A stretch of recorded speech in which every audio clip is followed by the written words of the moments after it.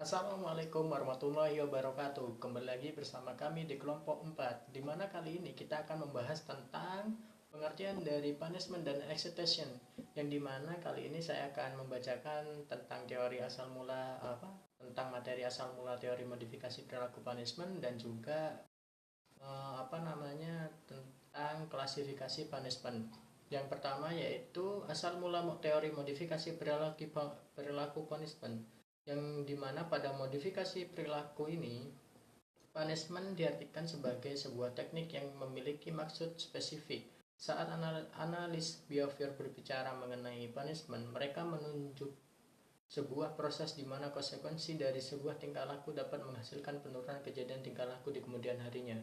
Yang selanjutnya yaitu tentang punishment yang terletak pada dasar behavioris, yang dimana terdapat 3 tokoh yang di sini, yaitu pertama Edward Lee Thorndike, yang dimana pengembangan dari kaidah efek yang menyatakan bahwa apabila tindakan diikuti oleh perubahan yang memuaskan dalam lingkungan tersebut, kemungkinan tindakan itu akan diulangi dan dalam situasi yang sama akan mengikat. Namun apabila perilaku diikuti oleh perubahan yang tidak akan diulangi akan menurun. Selanjutnya yaitu tentang tokoh dari John B. Watson, yang dimana ketegasan pendapatnya bahwa perilaku dapat dikontrol dan ada hukum yang mengaturnya. Selanjutnya yaitu Burrhus Frederick Skinner, yang dimana membuat perbedaan dua jenis perilaku, yaitu tentang responden behavior dan operant behavior. Yang selanjutnya yaitu klasifikasi punishment yang berdasarkan prosedur dasar. Terdapat 2 variasi, yaitu punishment positif dan punishment negatif, yang dimana punishment positif ini kejadian suatu perilaku yang diikuti penyajian stimulus yang tidak menyenangkan dan membuat tingkah laku yang tidak diinginkan tidak muncul kembali di masa yang akan datang. Selanjutnya negatif punishment yaitu kejadian suatu perilaku yang diperkuat dengan penghilangan stimulus dan membuat tingkah laku yang tidak diinginkan tidak muncul kembali di masa yang akan datang. Selanjutnya punishment berdasarkan kondisi, yang dimana kejadian atau stimuli yang secara alami menghukum karena menghindar atau meminimalkan kontak dengan sebuah stimuli yang memiliki nilai survival, yang contohnya di sini adalah suhu panas atau dingin yang ekstrim atau stimulus menyakitkan lainnya yang secara natural atau alami menghentikan tingkah laku yang menghasilkannya. Selanjutnya punishment berdasarkan tingkat perkembangan anak. Menurut William Stream, terdapat 3 macam punishment, yaitu punishment asosiatif, punishment logis, dan normatif. Punishment asosiatif ini seorang anak biasanya mengasosiasikan antara punishment dan kejahatan atau pelanggaran antara penderita yang disebabkan dari punishment dengan perbuatan pelanggaran yang sudah dilakukan. Selanjutnya punishment logis. Punishment ini dipakai untuk anak yang sudah lebih besar. Dengan punishment ini maka seorang anak bisa mengerti tentang hukum adalah akibat yang logis dari perbuatan yang tidak baik. Punishment normatif ini merupakan hukuman yang bertujuan untuk memperbaiki moral seorang anak dan juga perkembangan memori pada anak. Punishment ini dilakukan pada pelanggaran mengenai norma etika seperti berbohong, menipu, dan mencuri, dan juga kedisiplinan. Mungkin itu yang bisa saya sampaikan. Selanjutnya mungkin bisa dilanjutkan oleh teman saya. Yang selanjutnya yaitu faktor-faktor yang mempengaruhi punishment. Yang pertama yaitu kesegeraan. Waktu antara munculnya perilaku dan konsekuensi yang menguatkan adalah faktor yang penting. Untuk konsekuensi yang lebih efektif tersebut harus diberikan segera ketika munculnya perilaku tersebut. Contohnya, ketika seorang murid mengeluarkan kata-kata kasar, maka dengan segera ibu guru tersebut menegurnya. Yang kedua, konsisten. Ketika respon tersebut secara konsisten diikuti oleh konsekuensi segera, konsekuensi tersebut akan lebih efektif untuk menghentikan respon tersebut. Yang ketiga yaitu menetapkan cara kerja adalah mengubah nilai stimuli menjadi sebuah penguat. Contohnya, ketika makan malam, sang anak tidak akan diberikan makanan penutup ketika ia berbuat nakal. Yang keempat yaitu perbedaan individu. Keefektifan pemberian penghukum akan berbeda-beda setiap individu. Keefektifan penghukum juga ditentukan oleh kuantitas penghukumnya. Assalamualaikum warahmatullahi wabarakatuh. Perkenalkan, nama saya adalah Muhammad Wahyu Ulumuddin Aslam dan saya adalah dari kelompok 4 mata kuliah analisis perubahan tingkah laku. Di sini saya akan menyampaikan beberapa hal tentang extensions. Extension merupakan salah satu fenomena dalam conditioning klasik yang artinya adalah menurunnya frekuensi respon bersyarat, bahkan akhirnya menghilangkan respon bersyarat akibat ketiadaan stimulus alami dalam proses conditioning, atau secara singkat dapat diartikan hilangnya perilaku akibat dari dihilangkannya reinforcement. Definisi behavioral terkait dengan extensions adalah bahwasanya extensions terjadi ketika selama sebuah perilaku dikuatkan, meskipun hanya sebentar atau tidak lama, perilaku tersebut akan terus ada. Akan tetapi, apabila sebuah perilaku tidak diikuti dengan konsekuensi penguatan dalam waktu yang lama, seseorang akan menghentikan perilaku tersebut. Ketika perilaku tersebut terhenti karena tidak adanya penguatan dalam waktu yang lama, bisa dikatakan bahwa perilaku tersebut telah mengalami penghapusan atau extensions, dan perilaku tersebut telah dihilangkan. Prosedur dari extensions adalah prosedur penghapusan, yaitu prosedur menghentikan pemberian penguatan pada perilaku yang semula dikuatkan sampai ke tingkat sebelum perilaku tersebut dikuatkan. Contoh sederhananya adalah Andy selalu melompat-lompat di atas tempat duduknya sambil berteriak ketika ia ingin menjawab pertanyaan dari gurunya. Reinforcement ada dua prosedur, positif dan negatif. Reinforcement begitu juga dengan extension, sebuah perilaku yang dapat mengalami pengurangan terlepas dari apakah karena diberi reinforcement positif atau negatif. Baik reinforcement maupun extensions adalah untuk mengurangi atau menghentikan perilaku yang tidak diinginkan. Namun ada dua hal yang membedakan. Pertama, yaitu apabila sebuah perilaku positif diberi penguatan, maka konsekuensinya akan dimunculkan atau ditambahkan setelah perilaku tersebut dilakukan. Oleh karena itu, pengurangan perilaku karena diberi reinforcement positif melibatkan pengurangan perilaku yang sebelumnya sudah diberikan setelah perilaku tersebut dilakukan. Dengan kata lain, ketika sebuah perilaku menghasilkan konsekuensi penguatan dalam perilaku yang diinginkan maupun tidak lama kemudian dapat terjadi. Maksudnya begini, maka perilaku yang diinginkan pun tidak lama kemudian dapat terjadi. Sedangkan jika kasus reinforcement negatif atau perilaku dihilangkan atau dikurangi setelah adanya stimulus aversif. Oleh karena itu, extension karena reinforcement negatif mengakibatkan perilaku yang tadinya sudah ada penguatan bisa jadi berkurang atau bahkan musnah karena dihilangkannya penguatan tersebut. Dengan kata lain, ketika sebuah perilaku mengakibatkan menghindari dari aversif stimulus, maka secara otomatis perilaku tersebut akan berhenti. Extension sendiri adalah menghentikan reinforcement atau penguatan tingkah laku yang sebelumnya diberi reinforcement, dan teori yang digunakan adalah milik Skinner. Dan langkah-langkah dari extensions adalah: 1. Tentukan tingkah laku yang akan dibentuk dengan analisis A, B, C. 2. Bila tingkah laku sudah ditampilkan, guru dan orang tua diam, tidak memberi indeksi bahwa guru atau orang tua melihat tingkah laku tersebut. Extensions akan lebih kuat bila dikombinasikan dengan penguatan yang positif. Sudah, sekian dari saya. Assalamualaikum warahmatullahi wabarakatuh. Assalamualaikum warahmatullahi wabarakatuh. Perkenalkan, nama saya adalah Muhammad Wahyu Ulumuddin Aslam dan saya adalah dari kelompok 4 mata kuliah analisis perubahan tingkah laku. Di sini saya akan menyampaikan beberapa hal tentang extensions. Extension merupakan salah satu fenomena dalam conditioning klasik yang artinya adalah menurunnya frekuensi respon bersyarat, bahkan akhirnya menghilangkan respon bersyarat akibat ketiadaan stimulus alami dalam proses conditioning, atau secara singkat dapat diartikan hilangnya perilaku akibat dari dihilangkannya reinforcement. Definisi behavioral terkait dengan extensions adalah bahwasanya extensions terjadi ketika selama sebuah perilaku dikuatkan, meskipun hanya sebentar atau tidak lama, perilaku tersebut akan terus ada. Akan tetapi, apabila sebuah perilaku tidak diikuti dengan konsekuensi penguatan dalam waktu yang lama, seseorang akan menghentikan perilaku tersebut.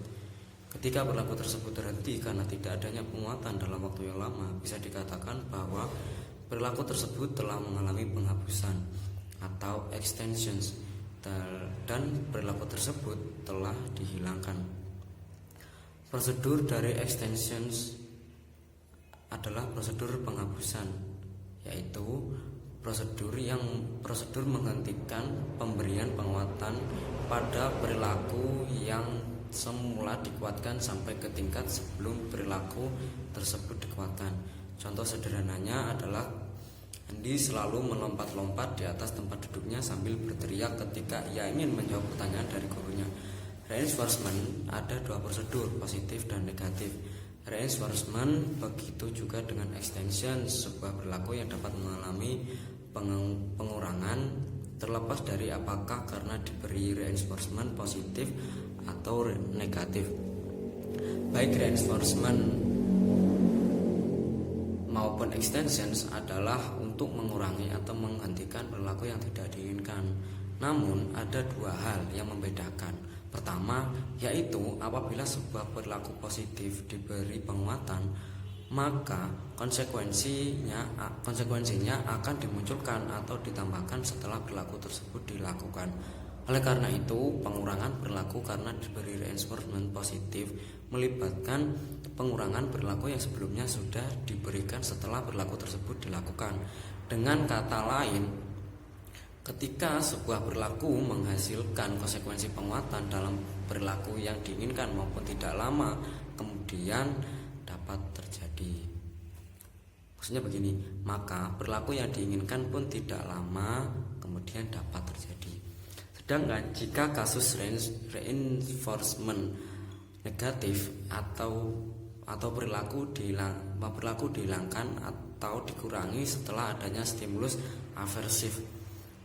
Oleh karena itu, extension karena reinforcement negatif mengakibatkan perilaku yang tadinya sudah ada penguatan bisa jadi berkurang atau bahkan musnah karena dihilangkannya penguatan tersebut. Dengan kata lain, ketika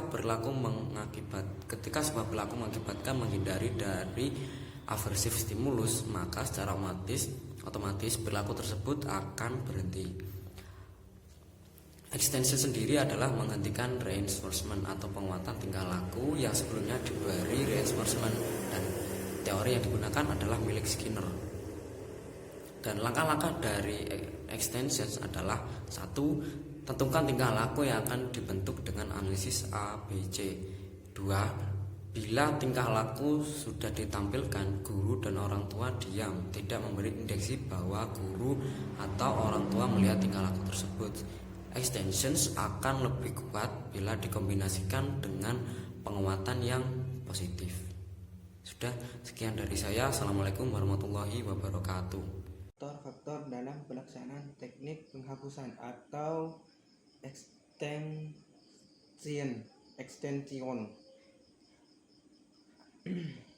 Adapun hal-hal yang menjadi faktor dalam pelaksanaan teknik extension agar harapan dalam melaksanakan konseling dapat tercapai dengan baik dan teknik extension dapat dilaksanakan dengan terarah, maka ada beberapa faktor yang mempengaruhi pelaksanaan penghapusan, yaitu maksudnya di sini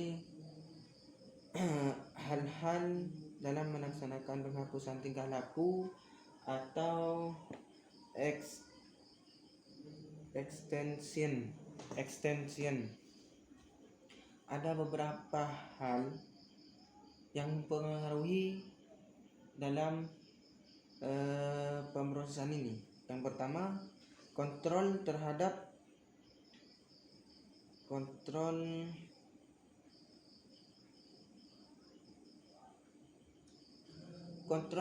pemberian penguatan bagi perilaku yang akan diturunkan atau dihapuskan. Saat perilaku diabaikan, jangan sampai ada orang lain yang memberikan perhatian atau penguatan pada perilaku yang maksudnya di sini kontrol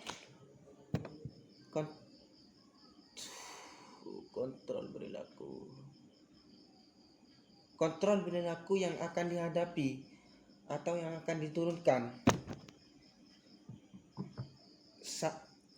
Dan pada saat perilaku yang akan dihapus atau yang akan diturunkan, jangan sampai ada orang lain atau ada pihak lain yang bisa mengingatkan perilaku yang akan dihapuskan atau yang akan diturunkan. Yang kedua, penurunan perilaku dikombinasikan dengan penguatan positif bagi perilaku. Alternatif penguatan diberi secara gradual. Misalnya saat anak menangis, menjerit-jerit diabaikan, kemudian setelah anak diam menangis selama 15 detik sampai 1 menit, kemudian diberi penguatan dengan mengeluh, saya lebih suka bicara dengan kamu tentang hal lain. Tapi kalau suatu saat nanti kamu pulang dan komplain lagi tentang lalu lintas, saya akan mengabaikannya. Ini perlu dilakukan beberapa kali agar benar-benar menurun. Maksudnya nomor 4 ini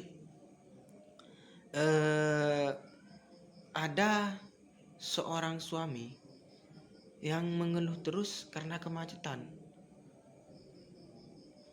Otomatis seorang istri kan bosan mendengarnya itu.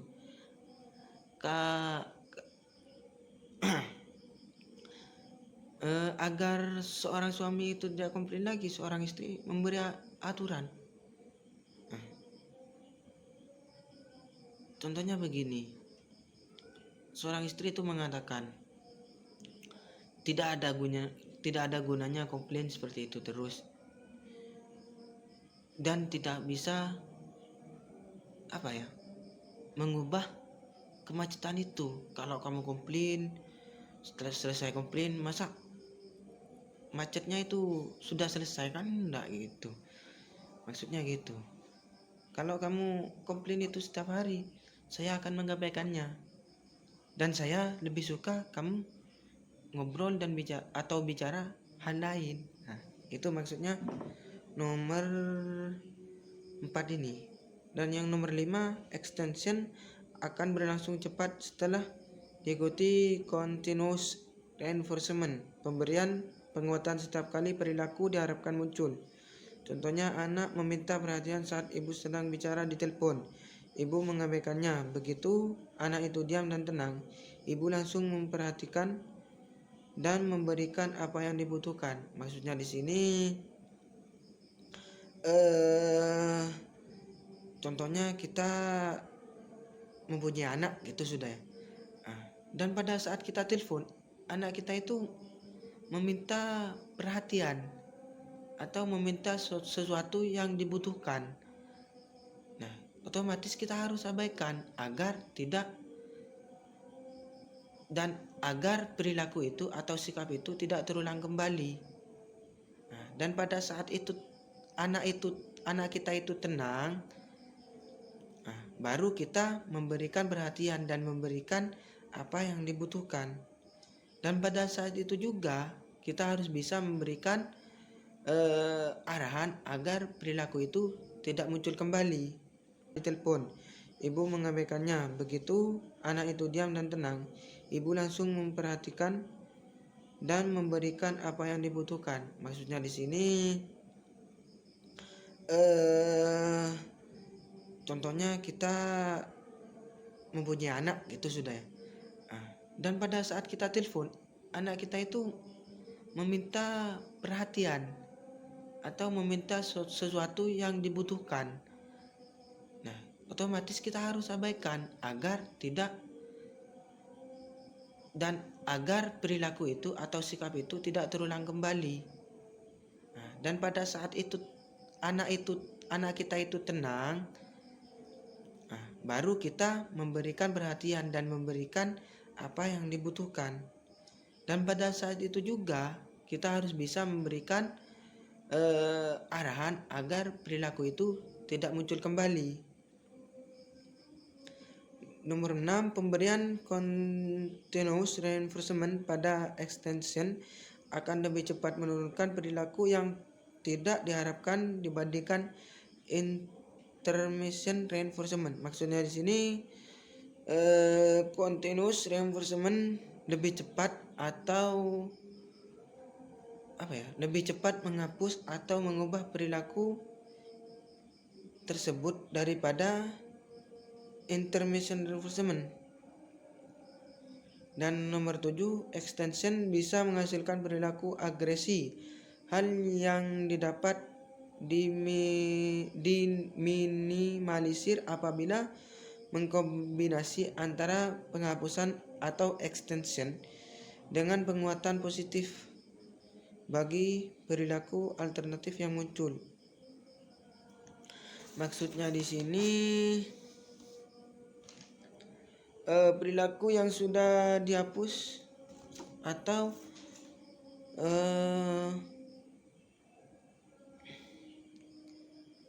pada saat perilaku itu turun, perilaku yang akan dihapus itu menurun atau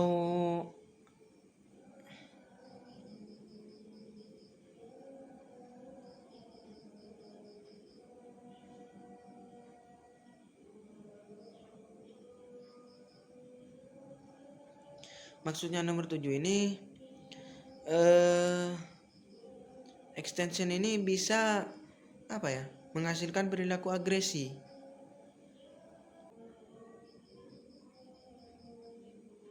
Maksud nomor 2 ini pada saat perilaku yang akan dihapus atau perilaku yang ingin diubah itu menurun, kita harus bisa memberikan atau memberi penguatan perilaku yang positif. Yang ketiga, lakukan pada saat situasi yang memaksimalkan program extension dan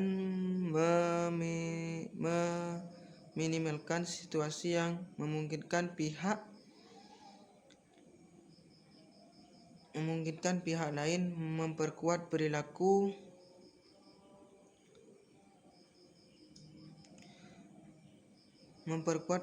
yang tidak diharapkan. Misalnya anak tantrum di supermarket akan sulit ditenangkan dibandingkan dilakukan di rumah.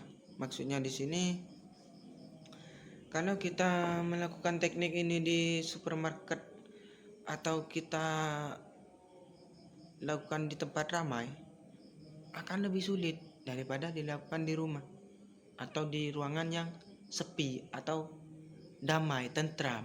Nah, itu lebih sulit. Kenapa begitu? Kalau di supermarket atau di ruangan yang ramai, di tempat yang ramai, dia akan tidak akan fokus. Dan kalau di supermarket itu kebanyakan banyak orang gitu, namanya sudah minimarket ya, banyak orang gitu kalau di sana. Jadi bisa cenderung bisa mengingatkan tingkah laku yang akan dihapus dan atau yang akan diubah daripada melakukan di rumah. Kalau di rumah kan tentram, damai itu. Kalau di rumah, jadi bisa fokus atau kecil kemungkinan mengingatkan dia untuk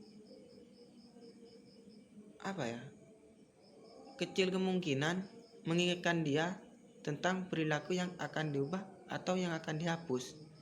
Nah, maksudnya ini. Dan nomor 4, memberi instruksi dengan membuat aturan. Contoh, suami pulang kantor, setiap pulang kantor selalu mengeluh kemacetan. Istri mengatakan, Tono, kemacetan terjadi setiap hari dan tidak ada yang bisa dilakukan dengan mengeluh. Agar tidak menimbulkan atau menghasilkan perilaku agresi ini, kita harus bisa mengombinasikan atau memberikan arahan yang positif atau memberikan contoh yang positif. Itu maksud nomor 7 ini. Dan nomor 8, perilaku yang sudah hilang dapat muncul kembali setelah beberapa waktu. Ini disebut spontaneous recovery. Bila hal ini terjadi, maka perlu dilakukan kembali atau dilanjutkan program penghapusan atau extension. Maksudnya nomor 8 ini, pada saat perilaku itu sudah terhapus atau perilaku itu sudah dapat diubah, lama kelamaan itu bisa muncul kembali. Dan pada saat itu juga seorang konselor itu harus melanjutkan penghapusan atau pengubahan tingkah laku ini.